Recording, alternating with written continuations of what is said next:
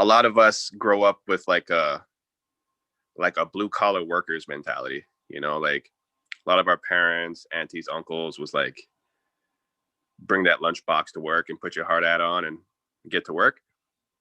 So, you know, that really rubbed off on us as kids. And, you know, uh, yeah, it's just surrounding ourselves with those people. So when we first moved to the city, I know for me personally, that's when I really started to learn about the harsh history that this country has with us as indigenous people. And I want to say ironically, maybe not, but that's around the same time like I started growing my hair. So as I'm starting to see these changes, and Tribe's hair was already long at this point. I was just playing catch up. And, you know, it was just surrounding ourselves with people that were, you know, academics, that were land protectors, that were, you know, knowledge holders, and all these people that like learn their language and can speak their language fluently. That really like lit a fire under us, you know, and we just wanted to be that voice, you know. And this is like in the midst, not in the midst, but like I want to call it like the I don't know more effect, where like just to be able to see from coast to coast, to see all the nations rally together, right? And that was like a really, really huge moment for us, because it showed that there's like such beauty and unity, you know. And yeah, we just wanted to be that voice, you know.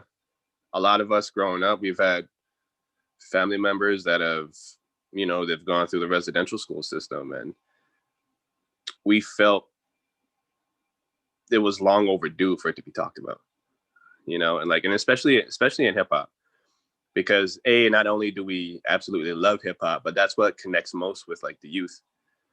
And instead of saying like wherever we'd be out, just out and about on a Friday, Saturday, or wherever, instead of sitting down and like arguing with somebody and debating with somebody, with even with things with like there shouldn't even be a debate when it comes to like being racist, you know, like when you have to call somebody out and like they're just ignorant, and that just turns into an argument. So for us, it was more, let's write this down in songs. Because instead of going back and forth for minutes to hours, you're going to sit down and listen for the next 3-4 minutes to about what I got to say. This is where we come from, you know. And yeah, for since the jump, it's just been like, so the saying that we have, or that we started saying, especially working on this next project, was don't play the game, change the game. You know, like I'm not saying we're the first, because there are many indigenous artists that came before us, and that kind of paved the way and laid down the work for us to be able to do what we do. But we wanted to like leave a long lasting impact. And, you know, because growing up, it wasn't, there wasn't that much like pride growing up and like learning the culture for us. I'm not saying it's like that for everybody, but for us, you know, for us, it was just like sports, you know, play basketball and, you know, play hockey, play soccer. And that's because like a lot of our parents, their mom and dads, our grandparents went to like residential school. And that's kind of like the residential school effect, where like it just wasn't really taught or really pushed upon us. But now, with the resources that we have and how the times are slowly changing and the tides are starting to turn, you know, we wanted the youth to be proud of themselves, you know, to have long hair, to be who you are and be proud of who you are, be proud of where you come from, and be proud of the skin that you're in. And yeah, that's been our goal since the jump, was to just inspire the youth, you know, because we were trying to be what we wish we had growing up. Because like if you look into hip hop, you look into the mainstream, there's not really much indigenous acts that you can name that have like made that impact. And because even though there were groups like that, you know, like War Party with like Dreezus and all, you know, all the big bros, right? But social media wasn't social media yet when we were in high school, when we were coming up. But now with like the influence of social media, like anything is possible. And that gives you so much opportunity to like interact with fans and to grow that fan base and actually have that, that bit more of a connection than you could. And we just wanted to, like, for lack of better words, just like just indigenize, like for all the land protectors, for all the matriarchs, for every single person that had their hand in with like raising us and helping us become who we are. We wanted to not just do it for them, for the generations before us, but for the generations after us. Like it took, what are we on?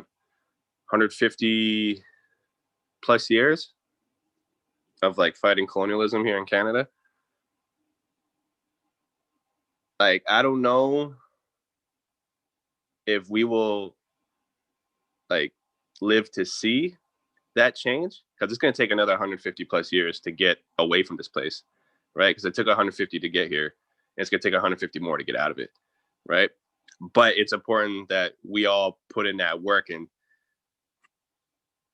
just put in that effort, and because you can never say die attitude when it comes to like revitalizing the culture and revitalizing your language, your traditions, and ceremonial ways. We just wanted to do every single thing that we possibly could to help bring that to the forefront, because like I said in the beginning, it was just like super long overdue.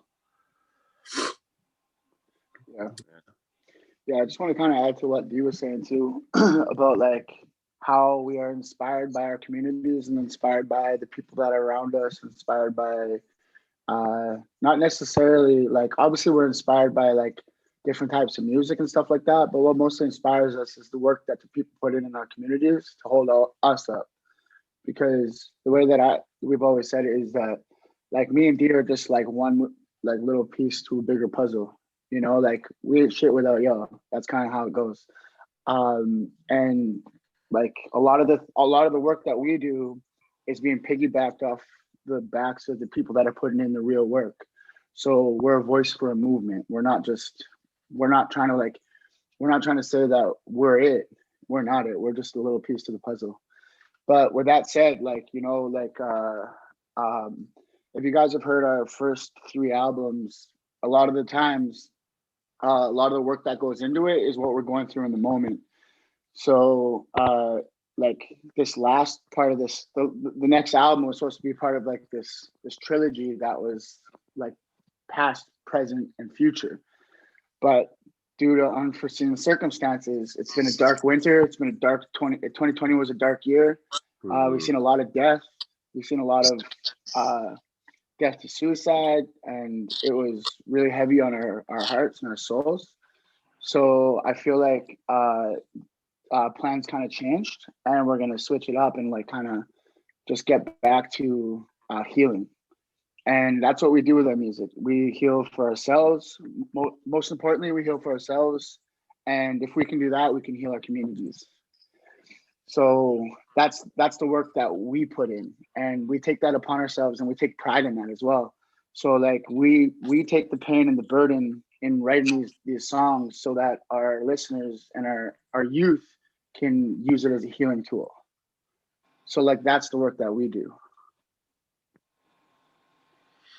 Yeah, it's just another thing like to add on to that, and the reason why like just like to do what we do is to show people too that like it's never too late to learn. Like on the last album, Trapland, we really started to incorporate, our own language, the Haslakala language, into our songs, because we wanted to show that like how boss it is to say something in your native tongue. Like I find it like so liberating when you're just able to say like if you could speak full on sentences. It's just like the most empowering thing to me ever, hearing somebody talking their language. And we're still learning as we go. We don't know everything. We're not, and we don't claim to know everything, but we're just learning and continuously growing as as the days go by. And we just want all our fans, all the old day one fans to the new fans, just to grow with us, and heal in the process, just like you said. Yeah, and most importantly, I think like one of the things that me and Dee take pride in as well is kind of like more than like having our grown listeners take pride in that, but like, sorry, I'm speaking out of context right now. When we rap about our culture, we rap about our languages, we rap about our traditions, we rap about living off the land, we rap about pretty much what it is that makes us indigenous, and more importantly, Haisla. But to all our listeners out there, and most importantly, our youth, we try to make it cool to like to be proud of who you are as an indigenous person, because for us, we never had that growing up. And I know like a lot of like older listeners and stuff like that, like they found that in us, and something that they've never been able to do growing up, and us as well. We come from a community that is very segregated into like a white community. We had alcan, this plant that was built in our community, and it was kind of forced upon us. But it brought in a lot of foreigners into our community, and a lot with that comes a lot of racism, obviously. And it taught like our youth. And I remember growing up, they're like we'd be bullied on the daily, and my dad said it's not their fault. They were taught to hate ourselves. So like we're kind of coming out of that. We're in the seventh generation, eighth generation, and our youth are finally starting to see pride in who they are and where they come from, and find like the beautiful parts of it instead of just finding the ugly that was taught to us by the colonizer. So that's what we take pride in as well. And I think that hip hop is a perfect avenue to do it.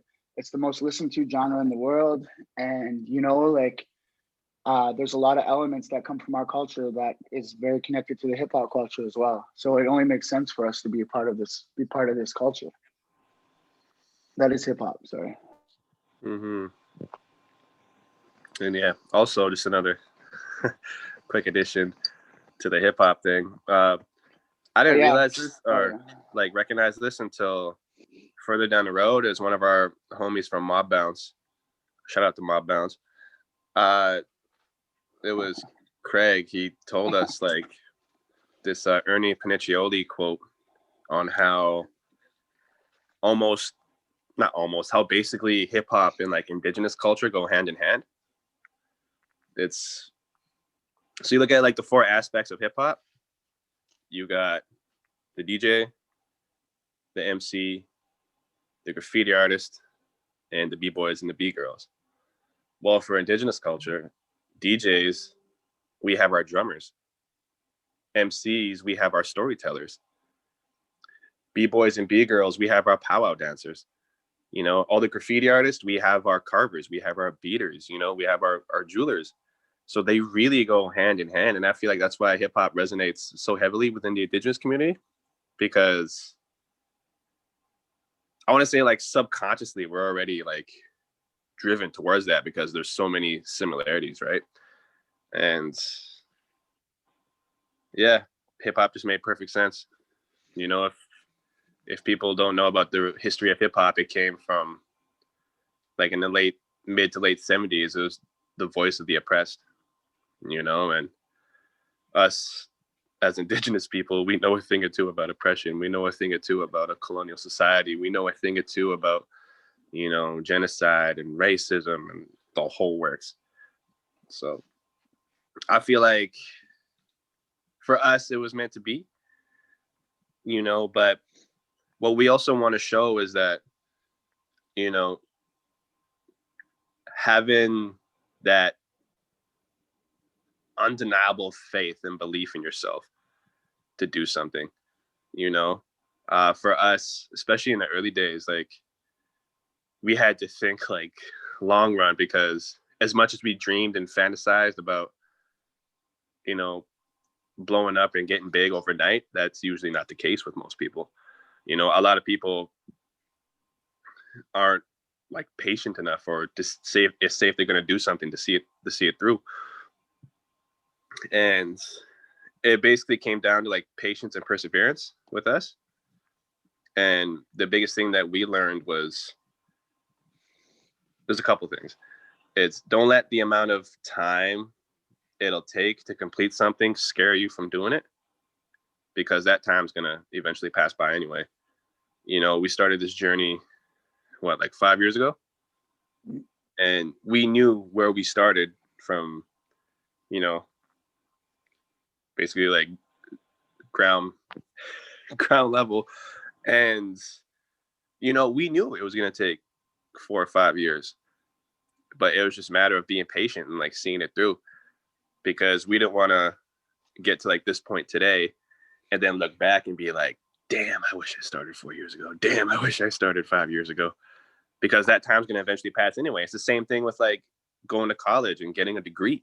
You know, it's the same thing with like even like saving up money for like a vacation, you know, to go travel somewhere. So, and another thing too, besides like the patience and perseverance, is to don't let somebody tell you that you can't do something, because when somebody tells you that, it's a reflection of the limitations that they put on themselves. It's not your limitations. That's what they put on themselves.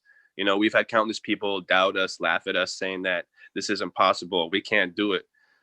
But that gave us a chip on the shoulder, and we believed in ourselves, we believed in each other, and, you know, bet on yourself always. It goes a long way. Yeah, just to add to that too, if you guys are interested, there's a book with Ernie, and he was actually, like, I heard some stories from a guy named Q Rock from Toronto, and David Strickland. They're homies of Ernie's as well, and they were telling me that like natives were there from like day one, from the birth of hip hop. Like they were part of it. And there's a book called Hip Hop at the End of the World. You can find it online, and it's Ernie's book. And he was a photographer, and he photographed like the upbringing, the legends, like everybody. I was just gonna order it right now or something like that. But you know, just to add to what like Dee was saying, you know, like we have a lot of youth that come up to us online, and they're always asking us like what we did to get here. And the thing that we always come back to is hard work and just believing in yourself. You know, like there's no calculated method or like formula to do this. It's using the tools that are at your disposal, like social media is like a main one, and using your network, like social media, obviously, but the network within it, like all the people. Make sure that they believe in you as well. Make sure you're sharing your stuff. And like I know I'm not just talking about like hip hop, any kind of music or any kind of art form. Like you just got to put in the work, to be honest. And because we have a lot of like people that are coming up to us and asking us for a future, and you know, like getting a Snotty Nose Res Kids future doesn't mean you're gonna make it. You know, you have to put in the work still, because just getting us on a track doesn't mean it's gonna be heard. Like sometimes our music hits, sometimes it doesn't. You know, like, and that's the same thing with anything. If you get like a famous rappers, like, you know, like obviously not Drake, but I don't know, like ASAP Rocky future, who says that he's going to promote it? You know, you still have to put the work in on yourself, for yourself, to like make it to wherever you want to be. It's like anything, hard work pays off. True. Also, to speak up about like the arts, another thing like we like to talk about is how, you know, us as Indigenous people, we're like natural born storytellers and creators. You know, we just got to find our way to express it. You know, for us, it was hip hop. For some people, it's storytelling. For some people, it's carving. For some people, it's educating. And some people, yeah, it's just finding out what you're most passionate about and what you love to do, and just running with it. You know? Yeah. Because like we're all born with a gift. I don't care what anybody says. Every single person is born with a gift. And once you figure out what that is, you, like I said, you run with it and don't look back. Yeah. And Mhm. yeah, just to add on to what I was saying like a few seconds ago. I know artists are kind of like, they're kind of like in and out of like different things, and um like their schedules can be off and all that. They can be all over the place. But the thing that really set us above was like our work ethic. And I say that like yeah, I'm not saying that to be like cocky or anything like that, but you know, like we made this out to be our jobs. So when we were making Trapline, and even right now, like I'm in my studio right now, and I'm about to go to work. You know, like you get up in the morning and you make your coffee, you make your breakfast, and you get to work for 8 hours. And when we were doing Trapline, that's what we did every single day. Like we'd get up Monday to Friday, put our 8 hours, put our 10 hours, put our 12 hours in day, and wouldn't stop until that album was finished. And that's what you got to do. You got to treat it like a job, no matter what it is. You got to put that work in. You got to put that time in. And if you want it to be a career, then treat it like a career. Because if not, then you can just like kiss it goodbye, like Darren said. And why not put in the time now? Like the time is now. I don't know. Yeah, and like what a lot of people don't recognize is like with me and we Tribes, it's we worked for free for a very long time. We like there are many nights where we're working on The Average Savage and we're working on Trapline and we're having fish and rice for dinner for countless nights, you know, but we believe that all that was going to pay off. And I don't know if a lot of people know who Gary Vee is. He's like this business mogul, smart man. And especially when it comes to business and just life in general. And he would say, it's like most people aren't willing to eat shit for a while when they're pursuing something, like when they're pursuing their passion or their dream or their lifelong goal, because in the beginning, it's not instant success, you know? And like I was saying earlier with the patience and perseverance, Rome wasn't built in a day, you know, and neither was any empire or any business or any endeavor. So it's just, yeah, I can't stress patience enough. Patience is like a very big one because there are times where me and Tribes will record a song and be like, this is the one, man. This is the one. This is the one that's going to take us, and like flop. And like, or we I set wouldn't our say flop. expectations. We set our expectations so high that when we didn't reach that number, we would kind of get down on Yeah, that ourselves. was But at the it. same time, we would like push ourselves, like, we're gonna make this next one better, and just basically almost driving ourselves insane by like just repetition and doing it and doing it and doing it. And again, that goes back to the work ethic that was installed in us from like our Yeah. parents, from our aunties, from our uncles, from our grandparents.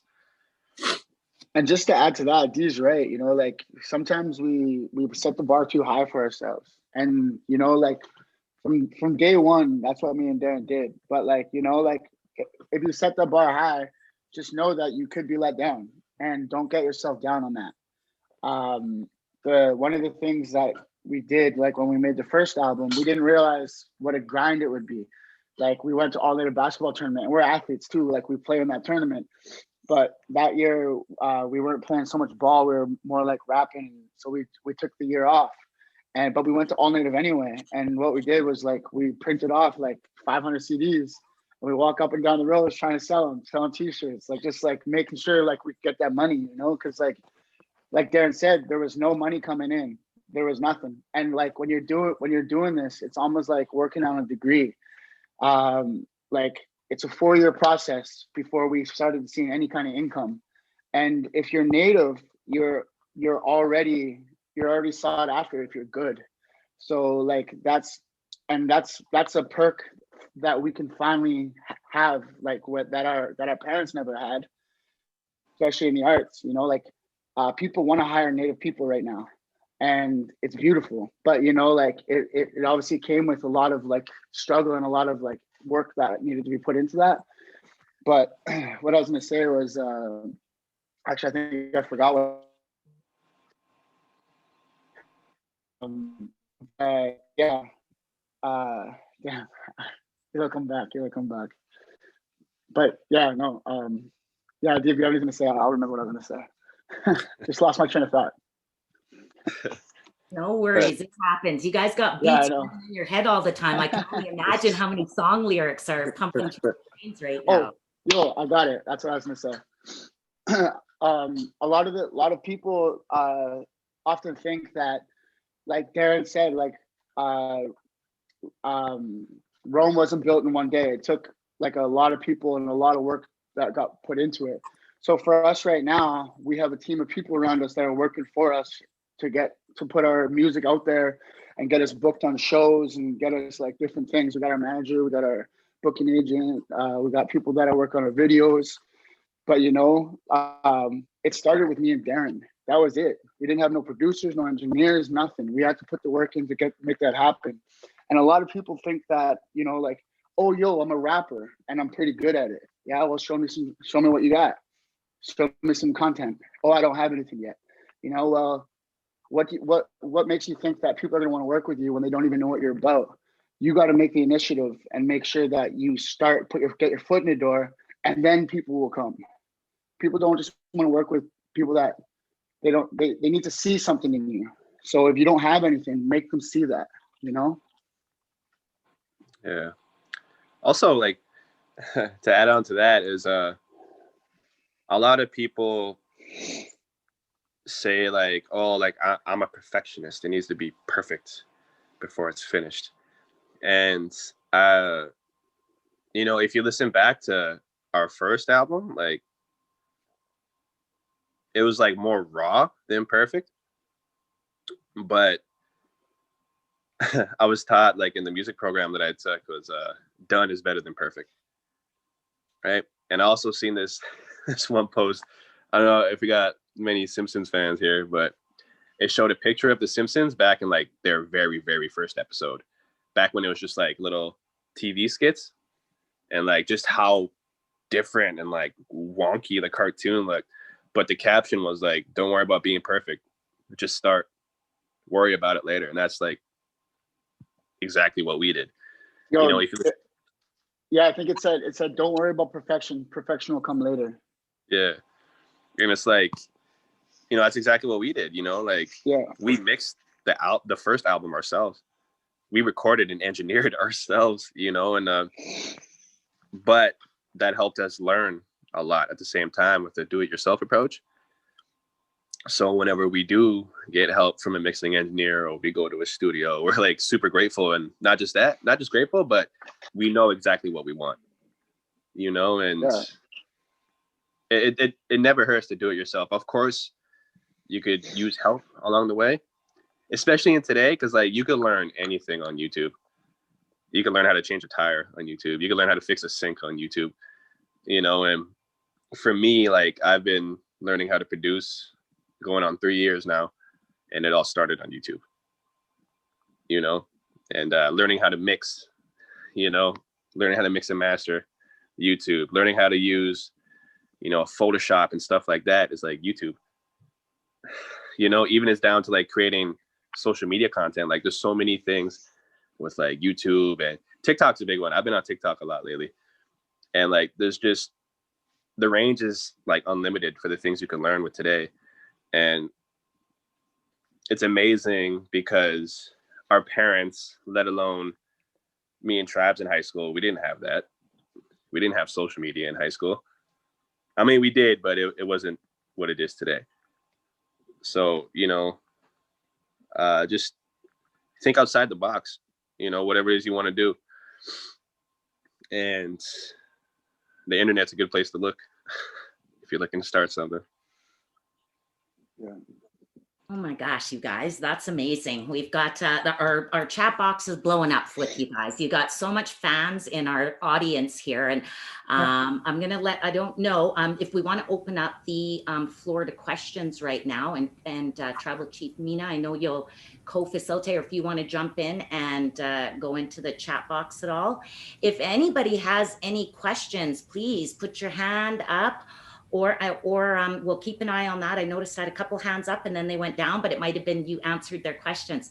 Chief Mina, Tribal Chief Mina, is there anything on there that you'd like to? Yes, for sure. Thank you. I'm a new fan. You guys, I wasn't just becoming new to your work, and it's amazing.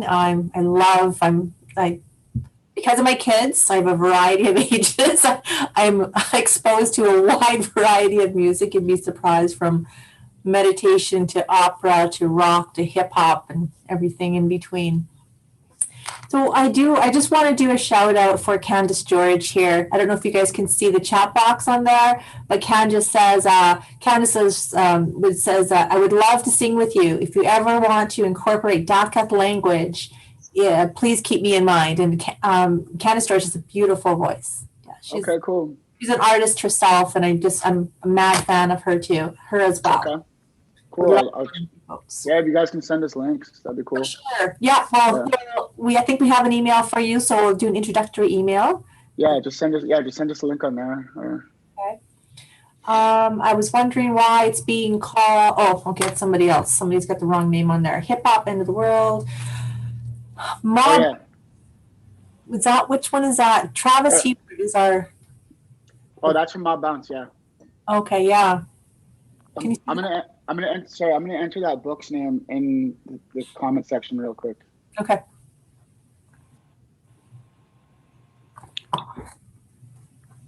And I had to say, when you said Mob Bounce, you guys got to know, and this is about being on the land.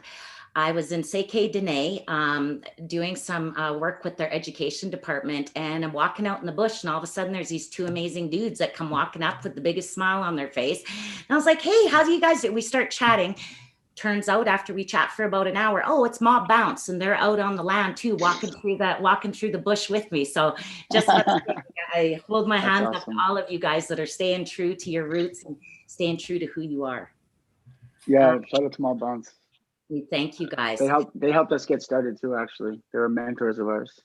Nice. Yeah. What was it like to be part of Monkey Beach? Is that the area you are from too? Yeah. So Eden's actually my cousin. Like she's my mom's first cousin. So they grew up together, and my mom's like a character in the book. Like my mom's like her identity, her actual person is a character in the book. And so like for us, like that's been in the works for a long, long time. It's been like they've been talking about it forever. And I remember growing up, like I might have been like, I don't know, like 12 years old. And my mom was talking about me being a character in the movie. And I was like, nah, that ain't me. You know, like, but now looking back at it, it's kind of funny that how it happened, you know, like it kind of came in like last second for us to be in that movie. And they just made it work like real quick. It was like bam, bam, bam. And then next thing you know, we're in Kitimat and we're just doing this little skit in the movie. But yeah, it's funny to like how it all came together and how you connect everything together. Cause like my mom really wanted me to be a part of that when we were kids. So it's pretty funny. But yeah, definitely we're all from the same nation. If you want to open up to anybody who wants to come up and ask a question, come on yeah, up. For sure. So I don't do that. I was going to say too, and just, I don't know, and I don't want to put you guys on the spot or anything, but I've had a couple of people say, I'm not sure what their music is. And I didn't know if you guys would be comfortable, either one of you, dropping a significant lyric or giving some of us older members like me and Mina that are kind of new to the party, if you're comfortable, but not if we don't want to put you on the spot. But I just had a couple of private messages going, can they sing or can they drop a line or a beat or something for us? And no pressure. Yeah. No, it's yeah, okay. Go ahead, dude. Do you got this? No pressure? No pressure at all. No perfection needed here, my friends. You are full of loving arms and ears. Okay. Yeah, I mean, yeah, I could do it like a spoken word. That's cool. Yeah, do it. If you could, that would be great. We would appreciate it so much. Thank you. Okay, cool. Yeah, this was basically like the first like verse spoken word that was like political.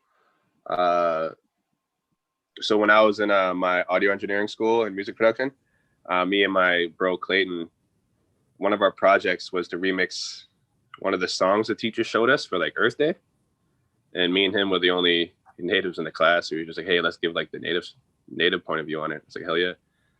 So here goes.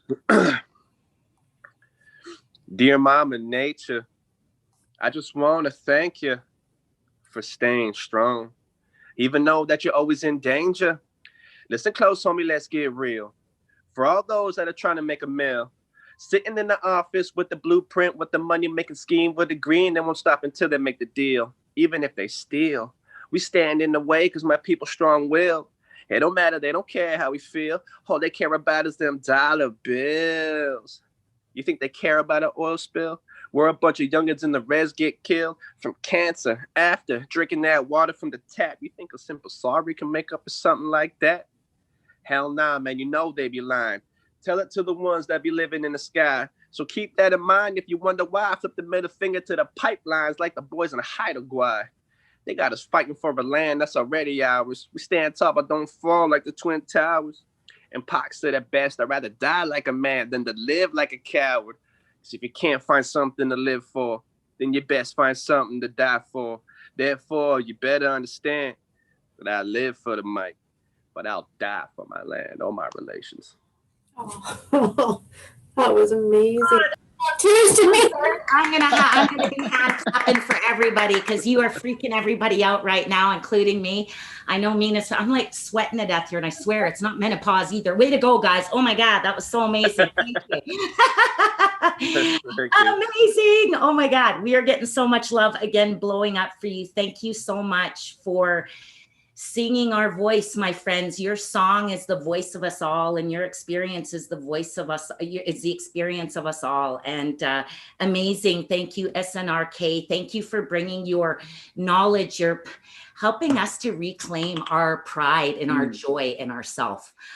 Because again, I always say it, that the glory of one is the glory of all. So we really hold our hands up to you.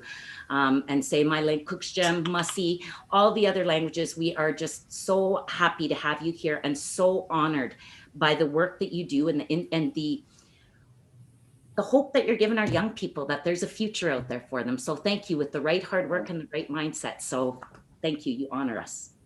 Yeah. Thank you for giving us first talk. Thank you.